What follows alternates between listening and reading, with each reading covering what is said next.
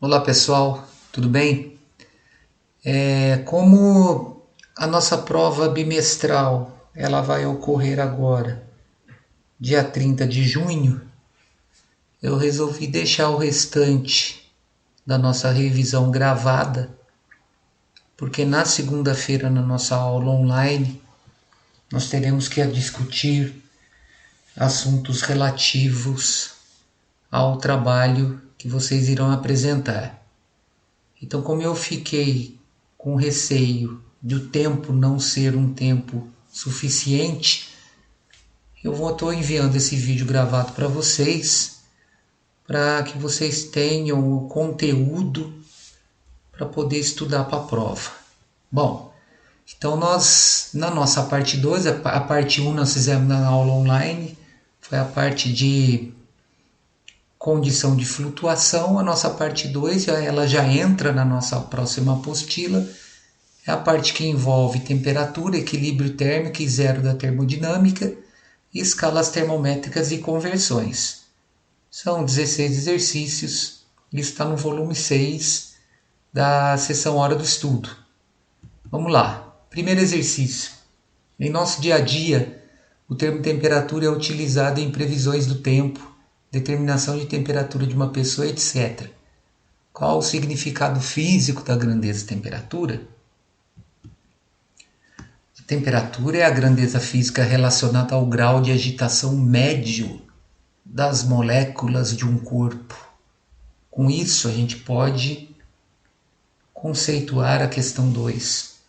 O conceito de temperatura está diretamente ligado a uma de nossas percepções sensoriais. Tal sentido é tato, visão, degustação, olfação, audição. Observem. Na pele existem estruturas específicas para a percepção da temperatura, denominadas corpúsculos de Krause e corpúsculos de Ruffini, relacionados respectivamente às sensações de frio e de calor. Assim, a percepção da temperatura está diretamente relacionada ao tato. A resposta é a letra A. O tato ele não serve como um dispositivo para medição de temperatura. Vamos deixar isso bem claro. O tato ele vai ter uma percepção sensorial, tá? A sensação de quente e frio que a gente possui é associada a essa percepção, porque o que acontece? Num ambiente, se eu tiver um bloco de ferro e um bloco de madeira e colocar a mão nesses dois objetos, a sensação que eu vou ter é que o bloco de metal está mais frio. Por que a gente tem essa sensação? Porque o bloco de metal retira calor mais rápido do corpo da gente. Por isso que o tato ele não serve como referência de medida de temperatura, só para percepção. Exercício 3. Um termômetro está a temperatura ambiente. O que ocorre com esse termômetro quando ele é introduzido em um líquido com temperatura superior à do ambiente?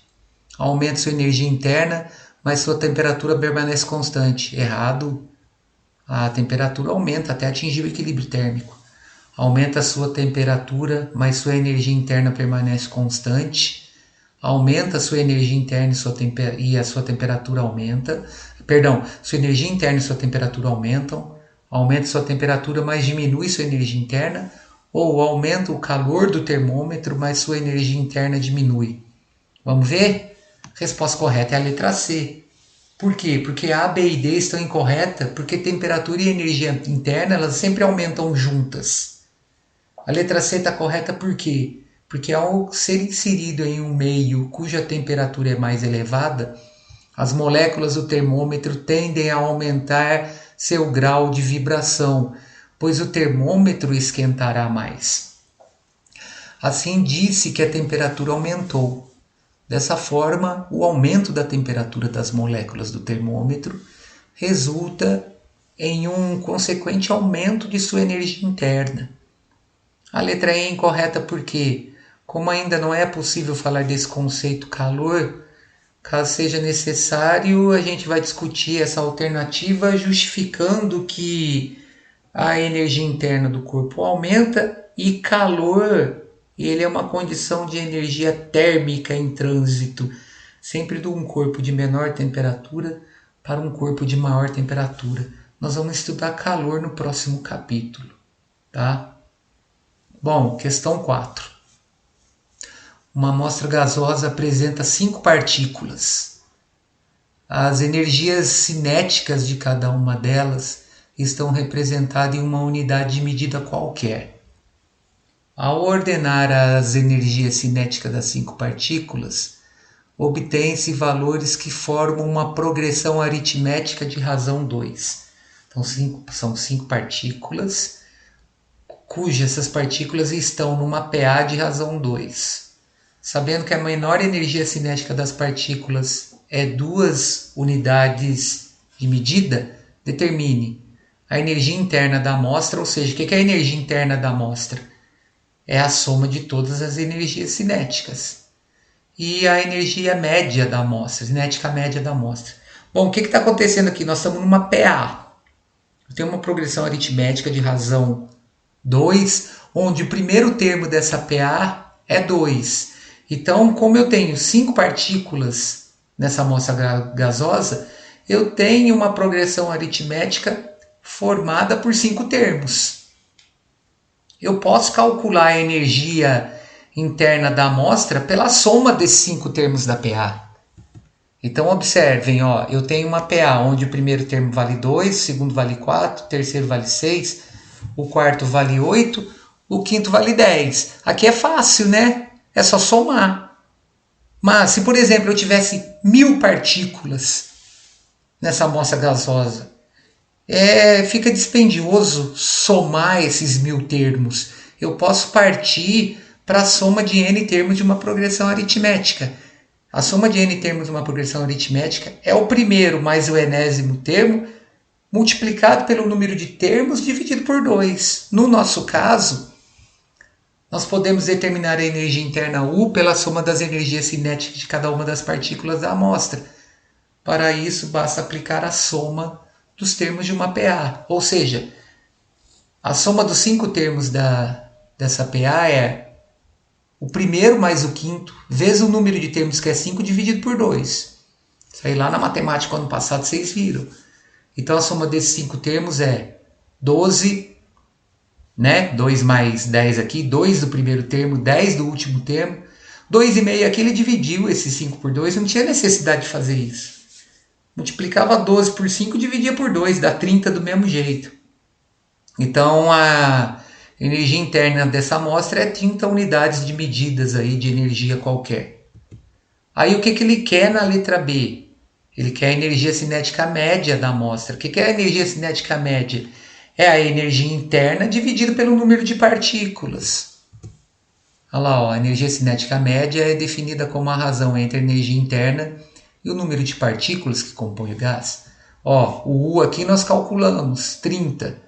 N são as 5 partículas que é formada essa amostra.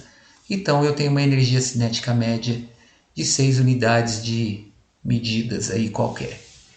Bom, exercício 5. Quando 2 corpos atingem o equilíbrio térmico, o que podemos afirmar sobre a temperatura desses corpos? É fácil, né? Quando os corpos se encontram em equilíbrio térmico, é porque eles estão à mesma temperatura. Então, olha lá, ó, os corpos têm a mesma temperatura quando atingem o equilíbrio térmico. Questão 6 eu resolvi, mas vou voltar de novo, porque eu não posso quebrar a sequência. E ela diz o seguinte: segundo a lei zero da termodinâmica, em um sistema termicamente isolado, composto por 3 corpos, o que podemos afirmar sobre A e B, se A está em equilíbrio térmico com C e B está em equilíbrio térmico com C? Bom, se A está em equilíbrio térmico com C, significa que, pela resposta 5, eles estão à mesma temperatura. Então, a temperatura do corpo A é igual à temperatura do corpo C. A mesma coisa acontece entre B e C. Eles estão em equilíbrio térmico. Então, a temperatura do corpo B é igual à temperatura do corpo C. Logo, a temperatura de A é igual à temperatura de B. Beleza? Ó, podemos afirmar que A e B também estão em equilíbrio térmico entre si. Por quê? Porque eles estão à mesma temperatura. Questão 7. Alguns corpos apresentam características físicas que variam com a temperatura, as quais são chamadas de propriedades termométricas. Os termômetros se utilizam dessas propriedades para medir temperatura. Analise as proposições 1, 2 e 3 abaixo. A pressão de um gás a volume constante é considerada uma propriedade termométrica, correta? A pressão está intimamente ligada com a temperatura de um corpo. Olha lá, ó, a pressão de um gás varia de forma diretamente proporcional à variação de temperatura. Até mesmo de forma intuitiva, pode-se perceber que em uma panela de pressão, por exemplo, o aumento da temperatura faz com que o vapor d'água em seu interior sofra um aumento de pressão. Daí o nome, panela de pressão, a ponto de escapar pela válvula da panela para que a pressão interior não ultrapasse certos limites de segurança. Existe uma equação que é chamada equação geral dos gases, que relaciona temperatura, pressão e volume. Nessa expressão, nós temos que o produto da pressão pelo volume dessa amostra, dividido pela temperatura, é sempre constante.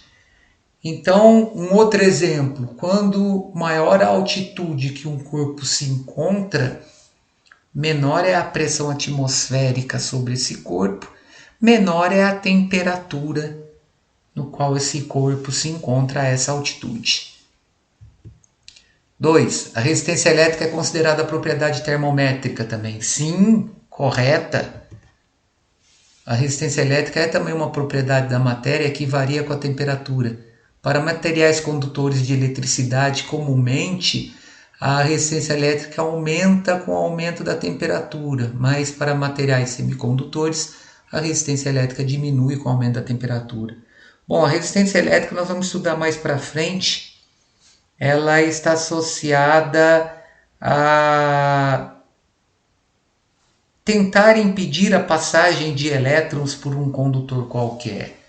Então, quando eu tenho um aparelho resistivo, isso significa que eu vou ter uma maior resistência à passagem de elétrons. Esses elétrons que irão estar deslocando por esse dispositivo, eles vão entrar em atrito. Esse atrito vai gerar calor, esse calor faz com que a temperatura do dispositivo aumente. Aí na 3, a massa de um corpo é considerada propriedade termométrica? Não.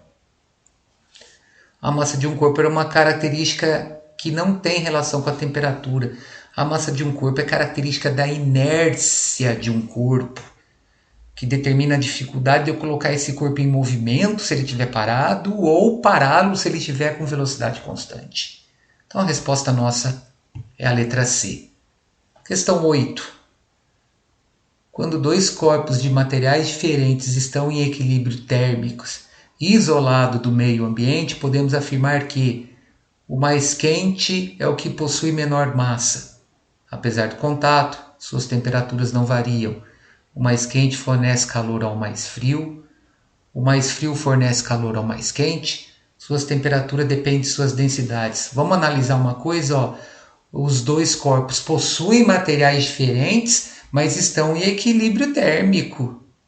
Ou seja, qual que é a principal característica do equilíbrio térmico? Eu não ter variação de temperatura. Então a nossa resposta é a letra B. Apesar do contato, suas temperaturas não variam. Eles estão num ambiente que propicia para esses corpos uma mesma temperatura. Eles estão à mesma temperatura no local onde eles se encontram. Então não importa se eu encostar ou não, eles vão manter a sua temperatura relacionada à temperatura do ambiente, por isso que ela não varia. Tem um textinho aqui, ó. Quando dois corpos estão em equilíbrio térmico, podemos afirmar que eles apresentam a mesma temperatura. Assim, não existe transferência de calor, mesmo que os corpos forem colocados em contato. O que seria essa transferência de calor, pessoal? Energia térmica em trânsito é assunto para o próximo capítulo nosso. Bom, dois corpos A e B estão em contato. Assinale os casos em que a energia térmica é transferida de B para A. Bom, eu só vou ter transferência de energia térmica de B para A quando a temperatura de B for maior que a temperatura de A. Tá? Então, ó, A está a 20 graus e B está a 30 graus. Perfeito! Correto? Temperatura de B maior que a temperatura de A. Olha lá, ó, para que a energia térmica seja transferida de B para A, é necessário que a temperatura de B seja superior que a temperatura de A. Então a letra A está correta. A está a 20, B está a 30. B tem temperatura maior que A. A a 10 e B a 10. Não, eles estão à mesma temperatura, não tem transferência. A a 0 e B a menos 5. Não, B está numa temperatura menor que A. A a menos 8 e B a menos 2. Sim, apesar de serem negativos, menos 2 está mais quente que menos 8. Beleza? A questão 10 está relacionada à escala termométrica, aquelas tabelas, aquelas relações de conversões, né? O que ele quer? Realize as conversões termométricas indicadas. Menos 30 graus Fahrenheit para graus Celsius. É só jogar na relação, olha lá, ó. Tc sobre 5 é igual a Tf menos 32 sobre 9. É só aplicar o pressuposto da proporcionalidade, né? Na centígrados, pontos de fusão 0, vaporização 100. Na Fahrenheit 32, 212. Por uma temperatura qualquer, eu aplico o pressuposto da proporcionalidade. Então, ó, trocando menos 13 no lugar de Tf, eu vou ficar com Tc sobre 5 igual a menos 45 sobre 9. Vou ter Tc sobre 5 igual a menos 5. A temperatura em graus Celsius é de 25 graus Celsius. Kelvin, porque é a escala absoluta, né? Kelvin para graus Celsius. O que eu tenho? A temperatura em graus Celsius é a temperatura Kelvin menos 273, perdão. Basta trocar 270,5 no lugar de TK, subtrair 273, o resultado 2,5 negativo graus Celsius, ou seja, menos 2,5 graus Celsius. Fahrenheit para Kelvin é o meio da tabela, da relação. Olha lá, ó, TK menos 273 sobre 5 é TF menos 32 sobre 9.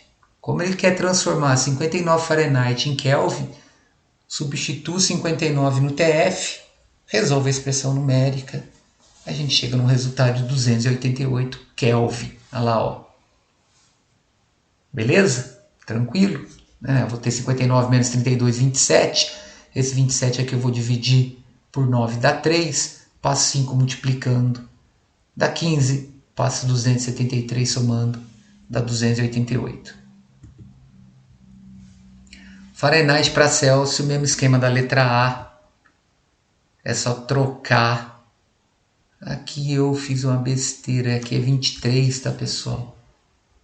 Então aqui vai ficar 23 menos 32 sobre 9, multiplica 5. E a última, ela relaciona graus Celsius em Fahrenheit. Então graus Celsius em Fahrenheit eu vou ter 35,5 no lugar de Tc, divido por 5 dá 7,1, multiplico por 9 dá 63,9, somo 32 dá 95,9 graus Fahrenheit. Nessa letra D aqui, ó, fica 23 aqui, tá? Então o que vai acontecer? Vai ser 23 menos 32, dá menos 9. Menos 9? Menos 9. Dividido por 9 dá menos 1, passo 5 multiplicando dá menos 5. Tá? Bom, aí no 11 ele fala o seguinte: a seguir são apresentadas 3 temperaturas atmosféricas, qual delas corresponde à menor temperatura? Menos 40 Celsius, menos 40 Fahrenheit e 233 Kelvin, as 3 são iguais. Vamos observar uma coisa, lá atrás nós resolvemos Lá na página 15, na atividade 6, nós resolvemos um exercício que tinha um gráfico que ele relacionava uma mesma temperatura X em graus Celsius com uma mesma temperatura Y em grau Fahrenheit. Então nós já resolvemos esse exercício e nós chegamos à conclusão que por uma temperatura de 40 graus Celsius eu tenho o mesmo resultado, né, menos 40 em Fahrenheit. Aí se eu trocar na relação que eu tenho entre Celsius e Kelvin, o Kelvin por 233, eu chego numa temperatura Celsius também de menos 40, ou seja, essas três temperaturas são iguais. Beleza? O exercício 12 eu já resolvi, mas a gente volta, né? Olha lá, ó, existem inúmeras outras escalas que foram propostas. Uma delas é a escala Homer, proposta pelo físico dinamarquês Ole Christian Homer. Nessa escala, os pontos de fusão do gelo e de ebulição da água correspondem a 7,5 e 60 Homer, respectivamente. Aí na letra A ele quer a relação de conversão entre essas escalas Homer e Celsius. E quanto que 18 a que valor na temperatura na escala Celsius corresponde 18 Homer. Então isso nós já vimos, né? A gente fez uma relação aqui, ó. 60 no ponto de ebulição, 7,5 no ponto de fusão. Aí eu parto do pressuposto da proporcionalidade, né? Olha lá, ó. O segmento maior, 100 menos 0. O segmento menor, TC menos 0 sobre o maior, 100 menos 0. É o menor aqui, TR menos 7,5 sobre 60 menos 7,5. Então o resto aqui é a expressão numérica. Nós chegamos à conclusão que a escala de conversão é TC sobre 20 igual a 2 vezes TR menos 15 sobre 21. Aí para calcular a letra B, basta substituir 18 aqui, ó. Substituindo 18 no lugar do TR, eu vou ter 18 vezes 2 aqui, 36, vai dar 21 sobre 21, dá 1, passo 20 multiplicando 20 graus Celsius. Bom, a 13. A indicação de uma temperatura na escala Fahrenheit excede em 2 unidades o dobro da correspondente na escala Celsius. Essa temperatura na escala Celsius vale quanto? Então, ó, do exercício, a indicação da temperatura na escala Fahrenheit é o dobro da temperatura na escala Celsius mais 2. Quanto vale TC? Aí eu relaciono a temperatura em graus Celsius com a temperatura em graus Fahrenheit. TC sobre 5 é igual a TF menos 32 sobre 9. No lugar do TF eu troco 2TC mais 2, olha lá, ó. Então vou ter 2TC mais 2 menos 32 sobre 9. Nós temos TC sobre 5 igual a 2TC menos 30, né? Essa subtração aqui sobre 9. Aí eu multiplico em cruz. 9TC vai ser igual a 5 que multiplica esse numerador, que é 2TC menos 30. Ou seja, 9TC igual a 10TC menos 150. Passa 10TC para o primeiro membro, vai ficar menos TC igual a menos 150. Multiplicou por menos 1, dá 150 graus. A resposta é a letra C. 14. Um turista estrangeiro leu em um manual de turismo que a temperatura média no estado do Amazonas é de 87,8 graus, medidos na escala Fahrenheit. Lógico. Não tendo noção do que esse valor significa em termos climáticos, o turista consultou um livro de física, encontrando a seguinte tabela de conversão entre as escalas termométricas. Fusão do gelo na Celsius, 0, na Fahrenheit 32. Ebulição da água, 100, na Fahrenheit 212. Ou seja, é uma proporção, né? É só usar aquela ideia nossa lá. Com base nessa tabela, o turista fez a conversão da temperatura fornecida pelo manual para a escala Celsius e obteve qual resultado? Simples. É só relacionar. TC menos 0 sobre 100 menos 0. TF menos 32 menos 212 menos 32. É só fazer aquela relação que eu tenho entre a escala Celsius e a escala Fahrenheit, são proporcionais. Então, ó, no lugar do TF aqui, ele trocou 87,8. Então ficou T6 sobre 100 igual a 87,8 menos 32 sobre 8. Aqui ele dividiu, né, por 20, ó, 5, 9. Por isso que tem 5 multiplicando aqui, ó. Então fica 5 vezes 55,8 sobre 9. Fazendo essa multiplicação e dividindo por 9, o resultado dessa temperatura em graus Celsius é de 31 graus Celsius. Tá? Questão 15 do ITA. O verão de 1994 foi particularmente quente nos Estados Unidos da América. A diferença entre a máxima temperatura no verão e a mínima no inverno foi de 60 graus Celsius. Qual o valor dessa diferença na escala Fahrenheit? Ou seja, a variação de temperatura na escala Celsius é proporcional à variação de temperatura na escala Fahrenheit. Entre o ponto de gelo e o ponto de ebulição na escala Celsius, nós temos uma variação de 100. Entre o ponto de gelo e o ponto de ebulição na escala Fahrenheit, nós temos uma variação de 180, ou seja, a variação em Celsius sobre 100 é igual à variação em Fahrenheit sobre 180. Dividido por 20, eu vou ter a variação em Celsius sobre 5 é igual à variação em Fahrenheit sobre 9. Olha lá, ó. Então, como houve uma variação de 60 graus na escala Celsius, eu vou ter 60 dividido por 5 igual a TF sobre 9. Aqui vai dar 12, multiplicou por 9. Eu tenho uma variação de temperatura na escala Fahrenheit de 108 graus Fahrenheit. E fechando a nossa revisão.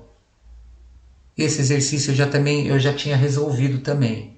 E ele diz o seguinte: o quíntuplo de uma certa indicação de temperatura registrada num termômetro graduado na escala Celsius excede em 6 unidades, o dobro da correspondente indicação na escala Fahrenheit. Essa temperatura medida na escala Kelvin é de quanto? Então, ó, do exercício, o que nós temos? Ó, pelo enunciado, as escalas Celsius e Fahrenheit são relacionadas pela seguinte expressão matemática. O quíntuplo de uma certa indicação de temperatura na escala Celsius excede 6 unidades do dobro da escala Fahrenheit. Então, ó, 5Tc igual a 6 mais 2Tc. Então, é TF. Isolando TF, aqui eu tenho essa expressão. Jogando TF na relação que eu tenho entre escala Celsius e Fahrenheit, eu tenho essa representação aqui. Tiro o mínimo múltiplo comum, esse numerador conserva, porque o mínimo é 2.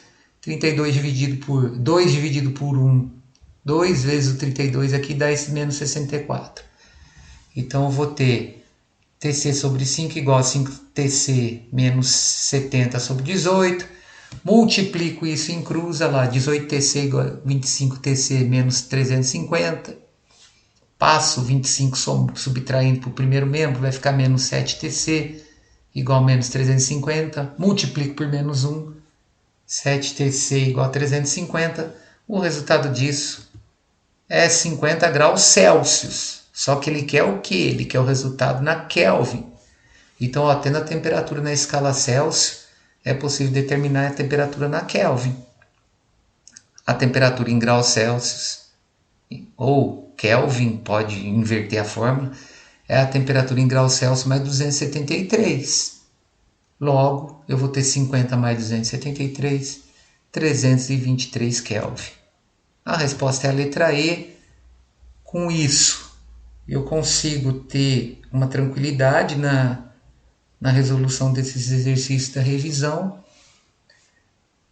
Segunda-feira, dia 29, nós iremos nos reunir. Eu preciso discutir com vocês a maneira na qual nós vamos fazer o trabalho para ser apresentado na outra semana, no dia 6, tá? Bom, por enquanto é só. Bons estudos, bom final de semana e até segunda-feira. Um abraço para todo mundo.